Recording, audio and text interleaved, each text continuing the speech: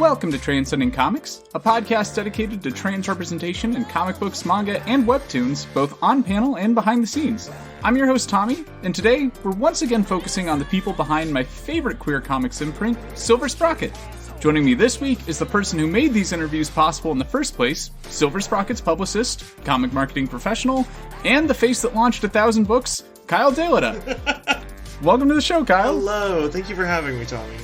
Yeah, I know you've been on a couple film podcasts before this in the past, but I'm curious if this is your first comic book podcast you've done. Yes, it is my first comic book podcast that I've done, yes. I forgot that you looked us up, and I was like, oh crap, you saw the swim pants up, which isn't a bad thing.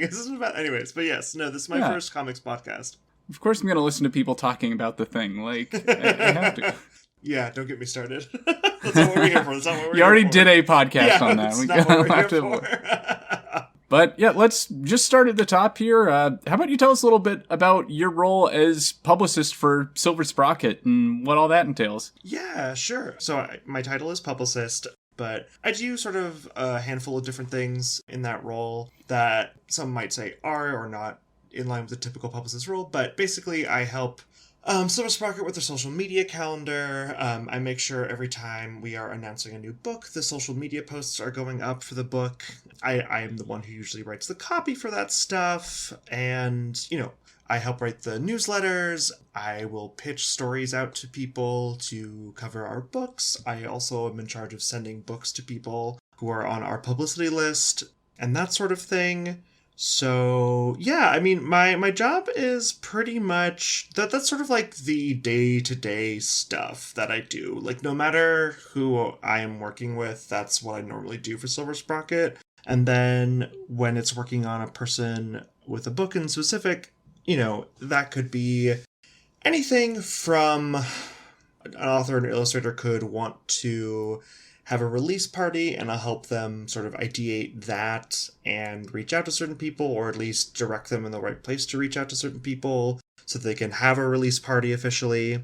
Or, if they want me to contact certain people to have the book be in their hands, I will also reach out to those kind of people, and just that sort of thing. I mean, it's pretty much just trying to put on a show and dance that makes people go, oh, hey, look at you, you're cool. So yeah, that's what I normally do. Now, what do these launch parties usually entail? Like, is there an actual physical party going on? Yeah, I mean, it can be sometimes. Mm-hmm. I'm assuming most of the time, actually, it usually is a physical party. Sometimes it's sort of having our books be a part of a show. So, like, we've worked with Secret Third Thing, which is a Brooklyn-based comics reading show, where, we'll have artists who will attend and they'll read from their comic book or their graphic novel with, like, images in the background on a projector screen and read from it. Sometimes it's just a little small, like, gathering in a comic book shop while they read from it. We just had an event in LA at Secret Headquarters with our book, Cook Like Your Ancestors. Mariah Rose Marie was there. There was some food and drink. We were trying to maybe do, like, a cooking demonstration. I don't think that happened in the end, but, it can be sort of anything that fits the book. So, I'm curious, since I hear Silver Sprocket, like, everyone kind of finds and suggests different writers and artists that kind of fit that Silver Sprocket mold. Mm-hmm. I'm curious if you've been the one to discover any of the books that Silver Sprocket has published in recent years, or any of the ones I've covered on the show. No. Not yet. I mean, when we were deciding we were doing the mini comic submissions, I was one of the sort of, Ari was one of the people who was going through it mainly, but everyone sort of came together and helped make those decisions too. So partially, but not like, I haven't directly been like, this is the one that we're going to publish, you guys. So not yet. Will it happen? Maybe, but not yet. Now, I know that you've worked on a couple short comics of your own in the past with various artists or for different anthologies. Yeah.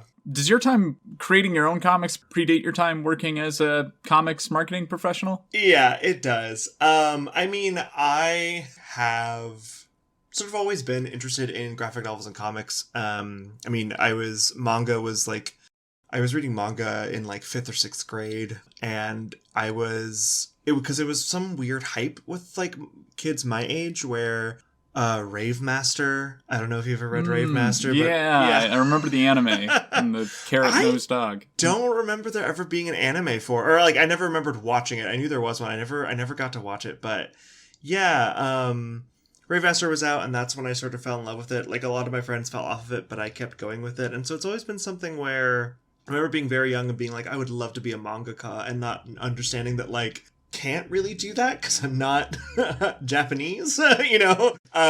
So yeah, ever since then, it's been something that like, and when I went to undergraduate, I was studying public relations, but I happened to sort of find myself into the illustration crowd while I was there. And yeah, I mean, it's always sort of been like percolating in the background, illustration and art. So I just decided to sort of follow that passion and go to grad school and try and make something of that. Now that you have some experience, like seeing how comics get put out into the world and the whole publishing process, like has that increased your desire to return to making your own comics, or do you kind of prefer being on the publishing side of things? It has and it hasn't. I mean, I'm trying not to put myself into deep water. But yeah, I mean, I think when you see how the sausage is made in any sort of industry, it's usually not like fun or glamorous as people think it is, which I think, you know, always sort of deters people a little bit. Like, I don't think, you know, it's never what you dream it to be. It's never as easy or as fascinating or fun as it is. But I think that I mean, I still want to go back to and start writing stuff again, but I personally don't think that's because of anything that I've done in comics. It's just like something that's always been a desire of mine. And so like, that's why I want to go back to it. Not because I'm like, well, now that I know how it's done, this seems easy, you know. It's nothing like that. It's more like that stuff has always been sort of for fun for me and like for an outlet, and not necessarily my goal has never been I want to be published. It would be fun, but it's never been like my big dream, if that makes any sense. Yeah, no, I think I follow you there. Okay. Like, I'm curious if you have anything like currently cooking in your mind as far as like a potential return to comics. Oh, I mean, yes. But I mean, I think if and when I start like writing again and getting back into it, I definitely want to explore horror more. Over the pandemic, that became my obsession. I used to be like such a scaredy cat. I couldn't really watch horror movies. And then, I don't know, I started playing Dead by Daylight with friends online, and something inside of me just broke, and I was like, okay, like horror doesn't scare me anymore as much, you know? 2020 was scary enough, so like that just kind of makes slashers no big deal. At least I'm not trapped in my house for especially when you're playing a haunted, you know, you're playing like a scary spooky game, and instead of being like, oh my gosh, the killer's right behind me, it's like, oh my god, can you leave me alone? I have chores to do. You know, that's it becomes less horror is less scary when you're more like frustrated. You're like, come on. But yeah, I mean, that's that's sort of what I want to explore. I have ideas and stuff like that. Like, you know, part of my grad school education was we had to pitch a couple of stories sometimes. So, you know, those ideas came from a very real place when I actually did the assignments. But yeah, I don't know. It's nothing that's super duper concrete, but it's there, and I just need to sort of sit down and spend time with that, with my baby. I know you've done some work organizing various comic festivals for indie creators and local creators. I'd love to know what goes into that as far as like finding all these like smaller indie creators and like getting them set up in a space and just getting like, how does one set up a comic festival? Oh gosh. You mean like the physical? Like how do we go about doing it physically? And I suppose like that, or maybe more so just like how does one go about finding like enough creators to populate the festival? Sure. Yeah, I mean, thankfully, you know, for me, when I've worked, you know, the two places I've worked for are TCAF, and then also, which I should say is the Toronto Comic Arts Festival, for those who don't know. And then Blue Stockings, which in New York City, and I think in a lot of queer spaces, Blue Stockings is very well known. So I think for me, that's never been too much of a challenge in the sense that, like, because both of those things are so well known, I don't have to make that much of an effort because they already have a name behind itself.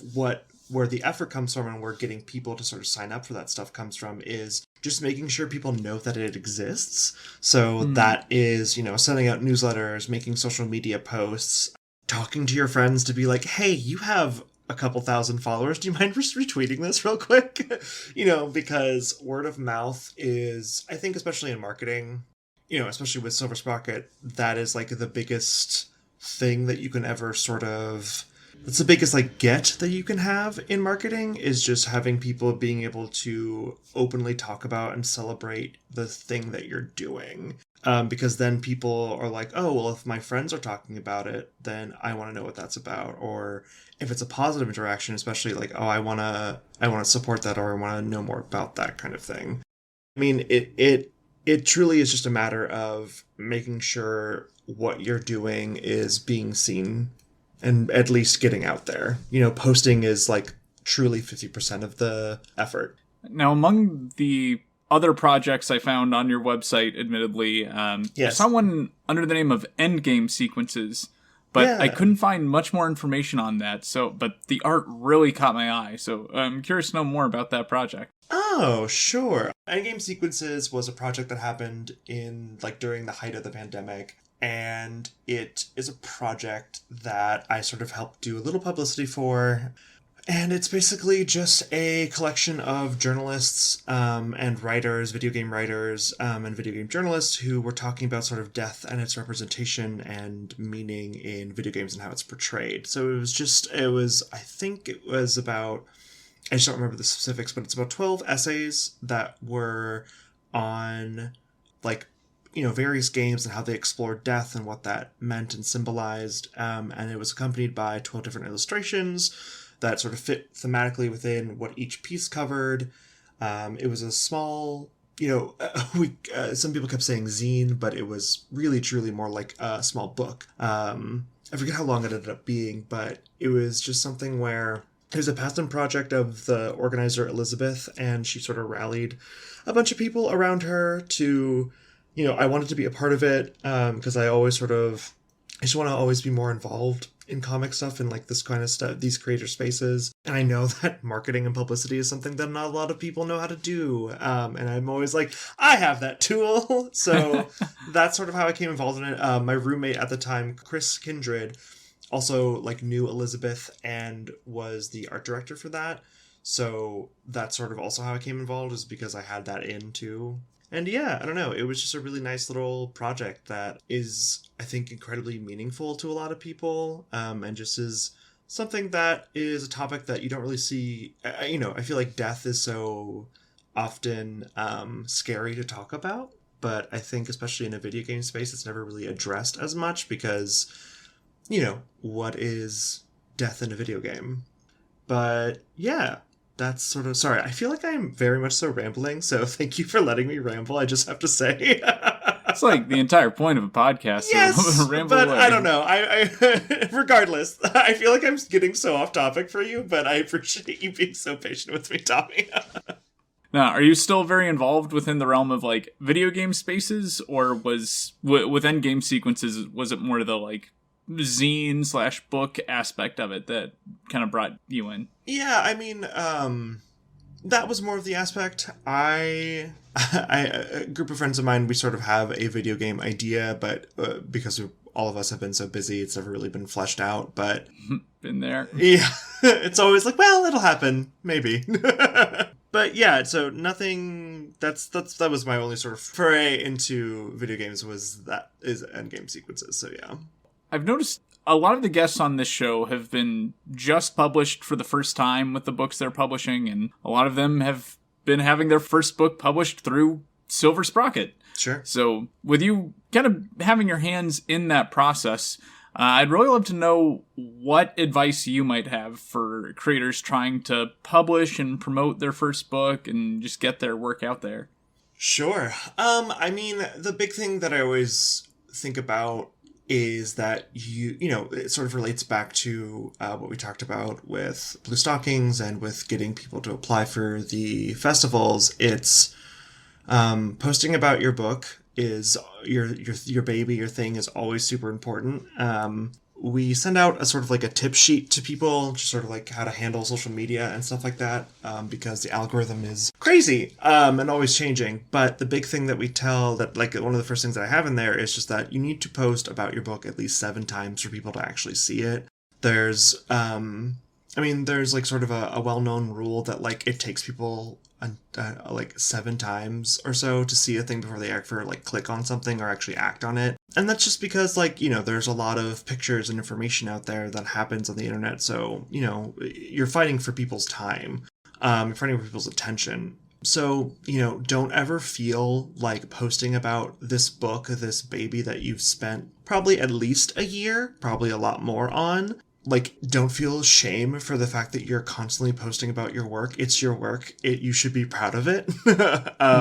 And posting about it 7 times at least, that's what you should be doing, especially on like Twitter, X, whatever it's called.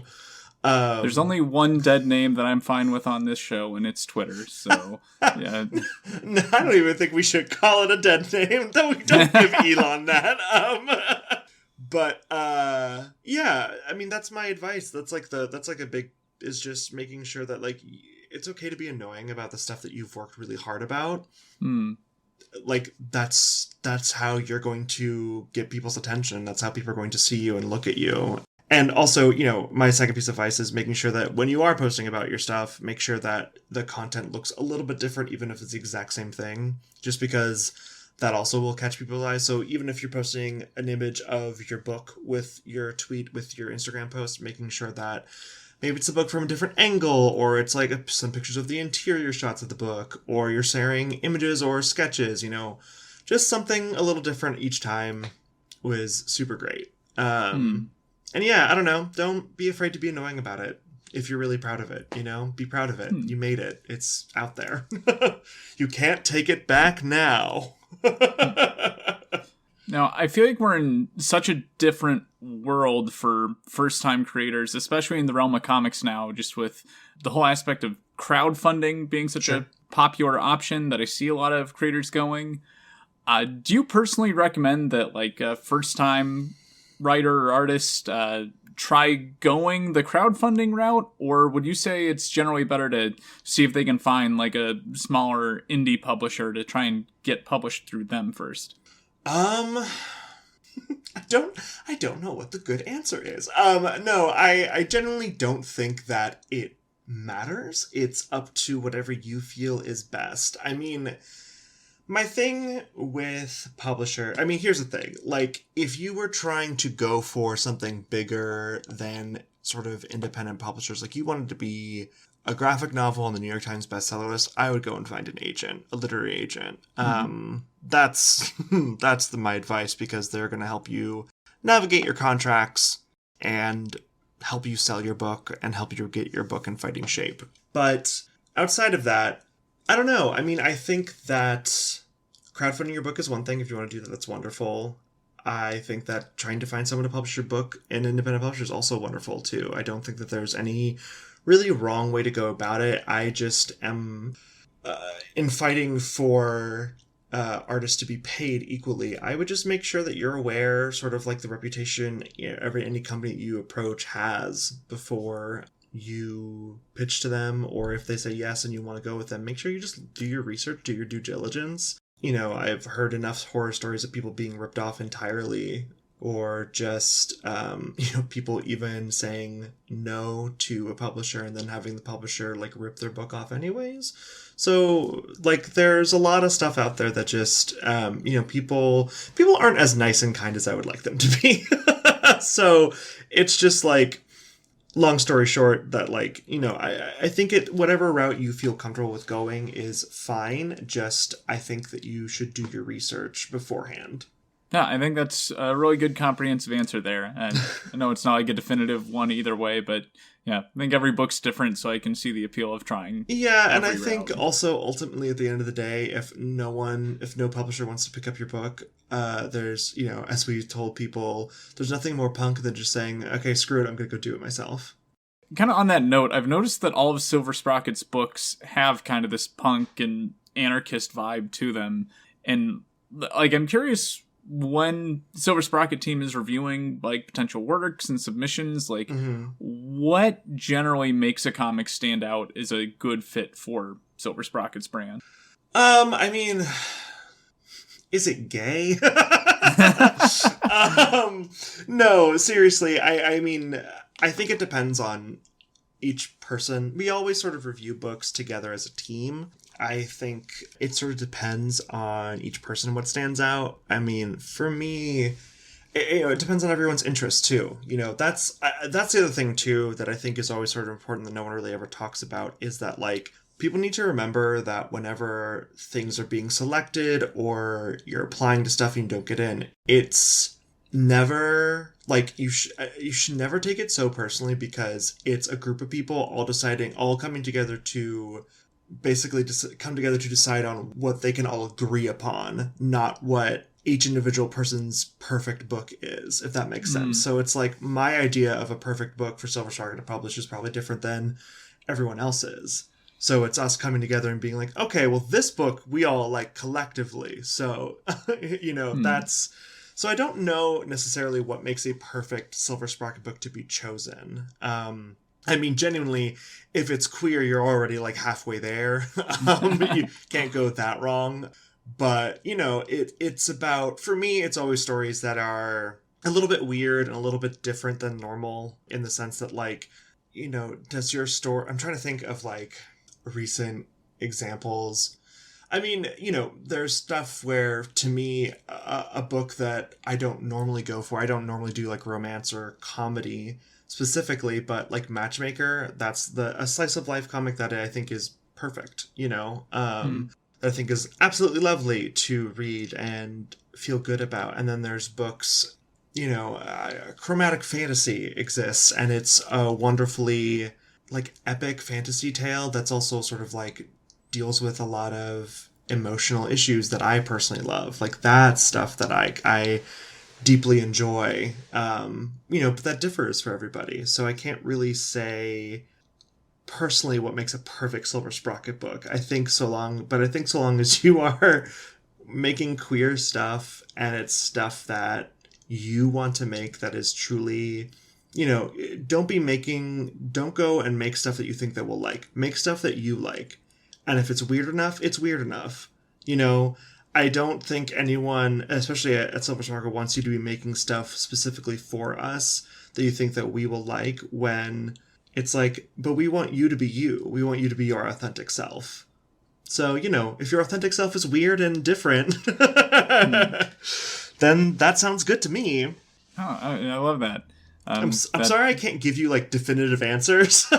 I feel I'm just glad to hear there's not like some kind of judge score sheet at Silver Sprocket of like, okay, it's 1 to 10, how queer is it? 1 to 10, how punk is it? Is it communist kinda? Now that you say that, we might have to start implement. We can definitely try that out. But yeah, no, there's no score sheet. I don't know. I think that's the other thing too, is I think people... and again, like, I think in general, people sometimes have an idea when pitching to publishers that they need to hit a certain mark, and it's never that, It's always like, is it... honestly, like, a lot of times it has to do with luck, unfortunately. It's like, are you pitching... my boyfriend pitched a story even, and one of the big reasons why it got turned down wasn't so much that it was bad or that no one liked it, it was that we were publishing 2 other stories that are very similar to it. So it's like, that's just unlucky. It's not like, no, you suck. It was just unlucky. And that sometimes is the reality of a situation too, is when you're pitching to a publisher, sometimes they're like, well, we have too many stories of, X. So we actually can't publish this other book, because then it'll just look like we just published, this kind of story. We don't want that. And, it's a bit of a game, unfortunately. I know that a lot of your work has been specifically on the social media side of things for Silver Sprocket and for other employers in the past. And yeah, I'd love to know like where you think social media currently fits in the role of aspiring creators. And like, I know you mentioned kind of a whole tip sheet you have for those going into festivals. And yeah, I think this is an area where I really struggle, both as a podcaster and as an early comics writer. Yeah. So, like, I would love some advice on, like, how unsuccessfully run social media for someone who kind of hates social media. Well, someone who also hates social media, just a little bit. Yeah, I mean, the future of social media and publishing is... And I'm going to talk about publishing as a larger thing at first, because that's just where my current ire, I guess, is. I think that social media, there's really interesting... I think there's really interesting stuff that's being done with social media. I want to say that I don't think social media is ever evil. I think social media is just a tool, and that how people use it and what they expect from it is what sort of generates their experiences with it. Mm-hmm. And, like, I think that people do use it for, nefarious purposes, but, that's whatever. That's not the conversation we're having right now. Mm-hmm. My point is that I think currently a lot of publishers right now are looking to people who have large followings as a way to sort of gauge interest and, if they can sell a book, which I think is an extremely unfortunate thing that is happening. And that's, I think, a little bit more so for traditional prose books. I think that, to make it big, you have to have some kind of following. And that's not true all the time. But, that's sort of like that's what the really big trend is. People all sort of ask that, and that's a selling point people use. Like, well, my audience looks like this. And so, because that guarantees sales, right? Like, if you have a large audience, obviously people are going to buy your book. People are going to pay attention to your book. And that's a boon for publishers, which is just unfortunate because, I think that you can get a large following without being a good writer, being a good whatever. And I think just recently, there's that crack forming where a lot more people are becoming aware of that. And they're like, oh, well, just because this book is popular on TikTok doesn't mean necessarily that it's actually good. And I think that that's slowly starting to happen. And I would encourage, I think it's just a matter of encouraging people to think for themselves instead of just being like, well, like, if it's popular, I'm going to read it because apparently it's good. There's been a couple of books for me where I've read that I heard people raving about, and I finished those books and I was like, well, it certainly was a story that I now know.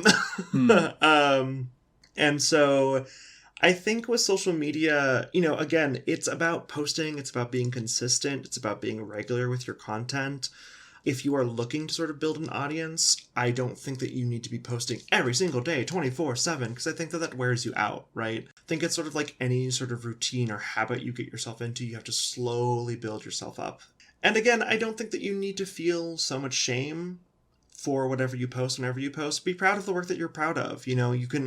My thing too is advice is like, I think we all suffer from imposter syndrome, from self-doubt, from insecurity, and the big insecurity is always like, what if it's bad? Who cares?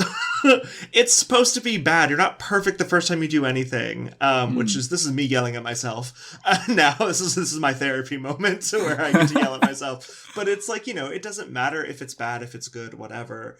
So long as you are posting your content and so long as you are making it, you're going to continuously evolve and you're going to continuously grow. So, I don't know, shut up. Like, stop.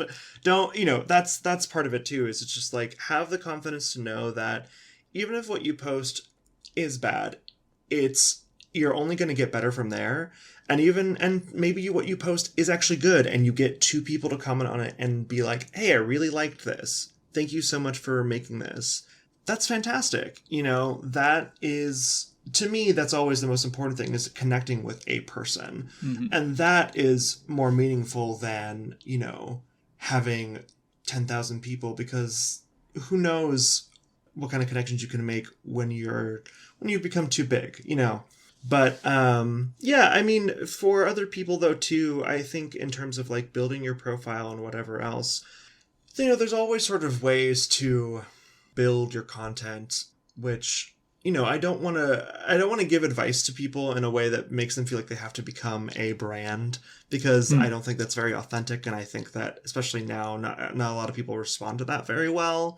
And I think especially for newer people, if you're trying to sort of get people to look at your work, pay attention to what hashtags people use on their posts.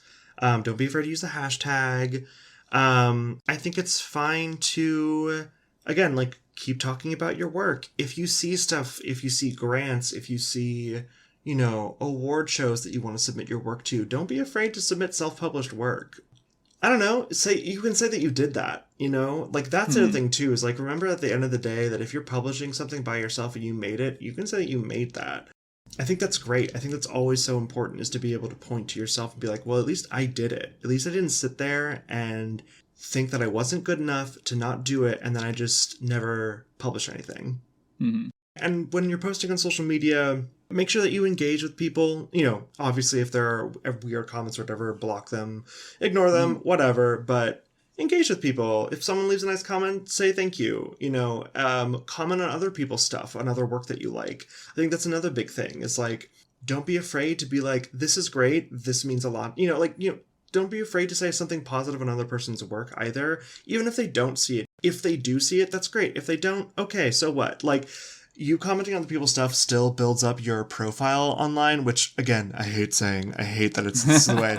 But that, that's how the algorithm works too, is, it notices that you are an active user, so it wants to promote you more. When you're inactive, your stuff isn't as likely to be picked up by the algorithm and shown, because the algorithm wants its most active users, which, again, sucks. But it is what it is.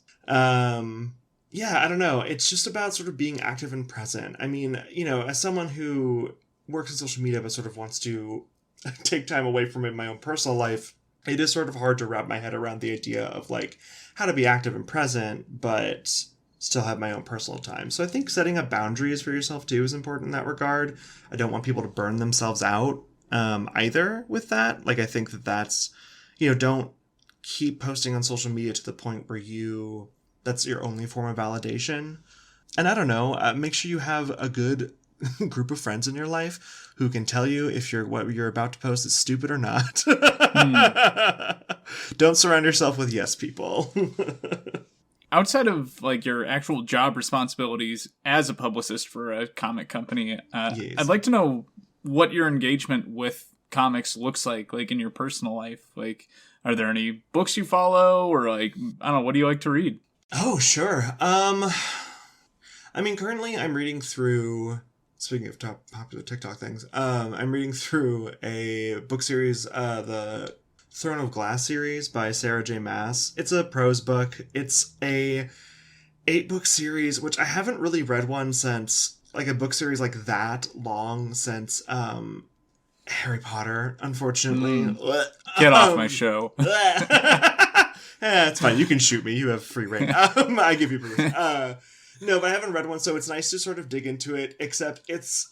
and I'm reading it because one of my very good friends, she's obsessed with it. She likes it a lot, and so I'm like, okay. And it's not bad. It's just like... there's a lot more romance in it than I was expecting, and I'm like, oh, God! But outside of that book, I mean, I have been reading Delicious in Dungeon, which is getting turned into an anime soon. I've been keeping up with Chainsaw Man, because I love Chainsaw Man. Yeah, that was my first manga, and I love it. What a good manga to get into. That's taste, Tommy. I hope you're proud of that. And I've also been reading Witch Hat Atelier, which is also a really good book. If you haven't checked it out, it's a book that it's very shoujo looking. Like, everyone is so elegant and pretty, but it is so emotionally, like, rip your heart. Like, it's good. It's all about magic and how magic is sort of drawn from people's ability to draw. So there's a lot of, like, art and finesse in that I think a lot of artists can appreciate. My boyfriend very much so loves it, and that's where I started reading it. But yeah, outside of that, in terms of comics, not much recently. I mean, every time, I'm always reading a Silver Sprocket book. And then outside of that, I think... Oh, actually, I just started reading Hamish Steele's Pantheon, his book on Egyptian gods. This little comedy book, which I think is very fun. I haven't finished it, but I started reading a little bit of it the other day. So yeah, so a little bit of a lot. I feel that especially now that like I have to expand my horizons beyond just like US released comics. I've been dipping a little bit. Like I don't know, I've got Webtoon and the Shoujo app, and like Marvel and DC's reading apps, which for some reason always run like shit. But just reading a little bit of everything, and it's like kind of hard to keep track, but it helps having guests that I'm like specifically trying to deep dive. Oh, sure. You're like, well, now I have to do homework. Yeah, like, okay, I don't know what I want to read, but I know what I have to read, so I'll read that. Yeah, and thankfully, I feel like everyone you've gotten on the show, it's not like any book is going to be boring, right? You're not like, oh, God, I have to go read Blankets or something. Hey, I love Blankets. Well, I don't know. It might be like a growing up in the Midwest thing, because like... Oh, no, I mean, I did too. It's okay. Oh, okay. I just like to, it's fine. I was honestly half expecting like a trans coming out towards the end of it, just because I was relating so much to the book. But, yeah. That might be the Midwest evangelical upbringing, though. You got 2 out of 3. But, yeah, no, and I am surprised, like, okay, maybe for you, Blankets isn't the example, but some of those huge tomes of, like, autobiographical books, like, I'm shocked at how quick of reads they are, not boring, like, like, The Third Person by Emma Grove, like, even though it's, like, 900 pages, and I'm a slow reader, I knocked that thing out in, like, 4 sittings, and, if I knew how to track her down, that's someone I'd love to have on the show someday. I mean, I always feel like comics it's so unfortunate because comics take so long to make. And then they are like, I can finish them in, like 2 hours.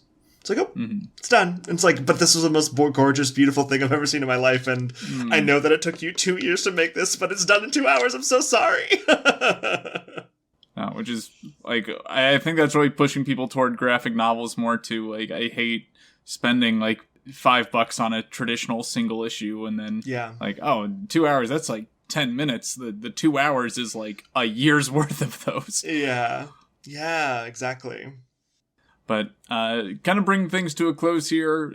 I do a question of the week every episode, tailoring things to the guest. This might be the last episode I get to release in the year of 2023. Oh, so special. Okay. I would love to know either your favorite comic with queer or trans representation of this last year, or if you're afraid of playing favorites, you could also do the one you're most looking forward to next year.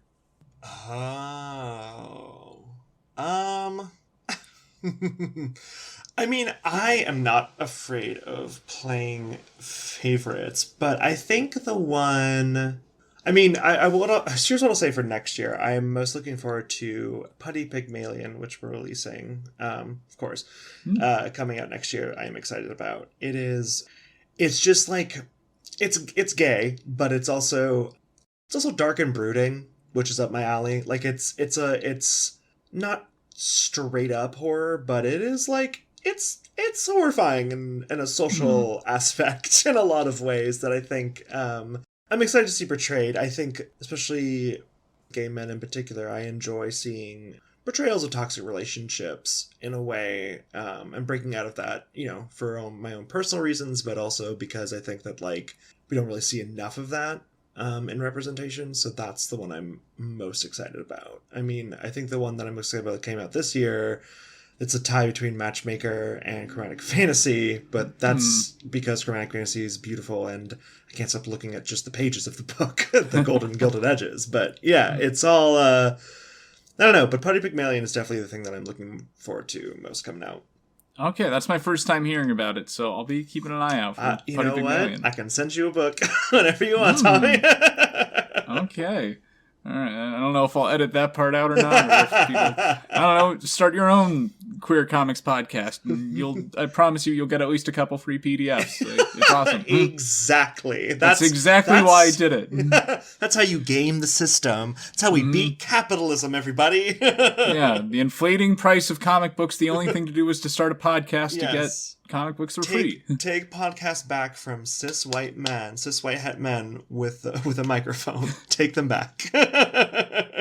All right, well, Kyle, where can my audience find you if you're all right plugging your social media? Yeah, no worries. I mean, you can find me online, Kyle_deleted on Instagram and Twitter. I think Instagram it's 2 underscores, but, and then on Blue Sky, it's sylveon.social.queer, I believe. It's something like that. But yeah, I stole Sylveon because I've always wanted to have a Pokemon name for a username, and I wanted to be the first, so there we go. But yeah, and then, I'm always, I'm running around in Brooklyn somewhere, I guess, in real life. So yeah. Well, thank you again for taking the time to come on the show. Yeah, thanks for having me. I really appreciate you setting this up and getting the chance to talk to Silver Sprocket. And Anytime. I'll be keeping an eye out on Putty Pygmalion based on your recommendation. Yeah, sounds good. If the listeners at home have requests or recommendations for comics or creators you'd like us to cover in the future, you can send them our way on social media. You can find us on the Transcending Comics Instagram and Facebook page. On Twitter is @TranscendComics, or email us at transcendingcomics@gmail.com. We'd like to thank you for giving our podcast a chance and give a special shout out to Ray Day Parade for designing our logo. Our intro and outro music this week is A Little Soul and You've Been Starring by Carlson. You can check out more of his music on carlson.com. Join us again next week as we continue transcending boundaries and exploring the colorful world of trans, non-binary, and genderqueer representation in comic books of all kinds. As the curtains fall on this episode of Transcending Comics, remember that comics have the power to inspire change in countless worlds, including our own. Keep reading, keep writing, and keep transcending.